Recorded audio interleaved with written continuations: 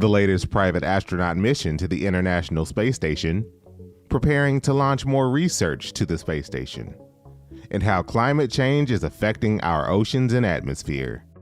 A few of the stories to tell you about this week at NASA. On January 18th, Axiom Mission 3, the third private astronaut mission to the International Space Station, launched aboard a SpaceX Dragon spacecraft from our Kennedy Space Center. The mission is commanded by former NASA astronaut Michael Lopez Alegria.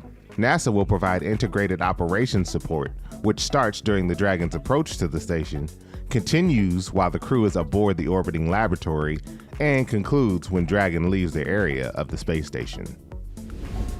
The research heading to the International Space Station on Northrop Grumman's 20th Commercial Resupply Services mission to the space station for NASA includes the first surgical robot on the station, an inexpensive orbit re-entry platform to collect thermal protection systems data, and a new metal 3D printer. Northrop Grumman's Cygnus spacecraft will launch atop a SpaceX Falcon 9 no earlier than January 29th from Cape Canaveral Space Force Station. Our Plankton Aerosol Cloud Ocean Ecosystem, or PACE mission, is targeted for launch no earlier than February 6th. The Earth Observing Science mission will help us understand how our oceans and atmosphere exchange carbon dioxide, measure key atmospheric variables associated with air quality in Earth's warming climate, and monitor ocean health.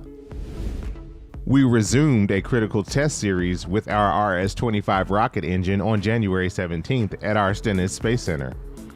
Data from the testing will be used to certify production of new RS-25 engines to help power our Space Launch System, or SLS rocket, on future Artemis missions to the moon and beyond, beginning with Artemis 5. That's what's up this week at NASA. For more about what else we're up to, check out nasa.gov.